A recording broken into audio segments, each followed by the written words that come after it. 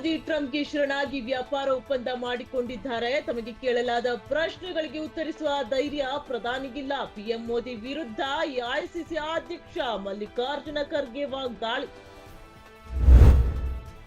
ಪಶ್ಚಿಮ ಬಂಗಾಳದಲ್ಲಿ ಎಸ್ಐಆರ್ಗೆ ಹಲವು ಅಡಚಣೆ, ಹಿಂಸಾಚಾರ, ರಾಜಕೀಯ ಹಸ್ತಕ್ಷೇಪ ಇಡೀ ಪ್ರಕ್ರಿಯೆಗೆ ಧಕ್ಕೆ ಉಂಟು ಮಾಡ್ತಾ ಇದೆ. ಸುಪ್ರೀಂ ಕೋರ್ಟ್ಗೆ ದೂರು ನೀಡಿದ ಚುನಾವಣಾ ಆಯೋಗ. ಶಬರಿಮಲೆ ಚಿನ್ನ ಕಳವು ಪ್ರಕರಣ, ಅಕ್ರಮ ಹಣ ವರ್ಗಾವಣೆ ಸಂಬಂಧ ಮಲಯಾಳಂ ನಟನಿಗೆ ಇಡಿ ಸಮನ್ಸ್. ತಾನು ಯಾವುದೇ ತಪ್ಪು ಮಾಡಿಲ್ಲ ಎಂದ ನಟ ಜಯರಾಮ್. ನೇಪಾಳದಲ್ಲಿ ಕುಳಿತು ಸೈಬರ್ ವಂಚನೆ ಪ್ರಕರಣ, ಮಂಗಳೂರು ಪೊಲೀಸರಿಂದ 11 ಮಂದಿ ತಂಡದ ಬಂಧನ. ತಲೆಮರೆಸಿರುವ ಆರೋಪಿಗಳ ಪತ್ತೆಗೆ ಮುಂದುವರಿದ ಕಾರ್ಯಾಚರಣೆ. ಜಿಲ್ಲಾ, ತಾಲೂಕು, ಗ್ರಾಮ ಪಂಚಾಯತ್ ಚುನಾವಣೆ, ಬ್ಯಾಲೆಟ್ ಪೇಪರ್ ವಿಧೇಯಕಕ್ಕೆ ರಾಜ್ಯ ಸರ್ಕಾರ ಅನುಮೋದನೆ. ಕರ್ನಾಟಕ ಸರ್ಕಾರ ತಂತ್ರಜ್ಞಾನ ವಿರುದ್ಧದ ನಡೆ ಅನುಸರಿಸ್ತಾ ಇದೆ. ಕೇಂದ್ರ ಸಚಿವ ಪ್ರಹ್ಲಾದ್ ಜೋಶಿ ಆಕ್ಷೇಪ.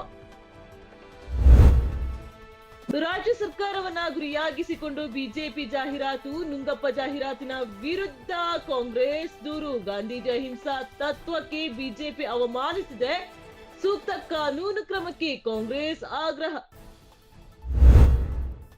ಬೆಂಗಳೂರು ಅಂತಾರಾಷ್ಟ್ರೀಯ ಚಲನಚಿತ್ರೋತ್ಸವ, ಜಪಾನಿನ ಲಾಸ್ಲ್ಯಾಂಡ್ಗೆ ಅತ್ಯುತ್ತಮ ಚಿತ್ರ ಪ್ರಶಸ್ತಿ. ಸಣ್ಣ ಪುಟ್ಟ ಲೋಪಗಳ ನಡುವೆಯೂ ಯಶಸ್ವಿ ಕಂಡ ಚಿತ್ರೋತ್ಸವ.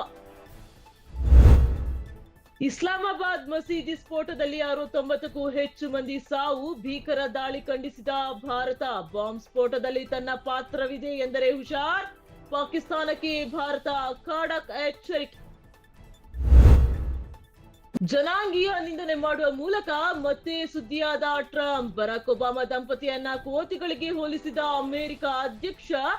ಭಾರಿ ಆಕ್ರೋಶದ ಹಿನ್ನೆಲೆ ಪೋಸ್ಟ್ ಡಿಲೀಟ್, ಕ್ಷಮೆ ಕೇಳಲು ನಕಾರ. 2026ರ ಐಸಿಸಿ ಅಂಡರ್-19 ವಿಶ್ವಕಪ್ ಫೈನಲ್ ಪಂದ್ಯದಲ್ಲಿ ಇಂಗ್ಲೆಂಡ್ ಅನ್ನ ಮಣಿಸಿದ ಭಾರತ. ದಾಖಲೆಯ 6ನೇ ಬಾರಿಗೆ ಅಂಡರ್-19 ವರ್ಲ್ಡ್ ಕಪ್ ಭಾರತದ ಪಾಲಿಗೆ.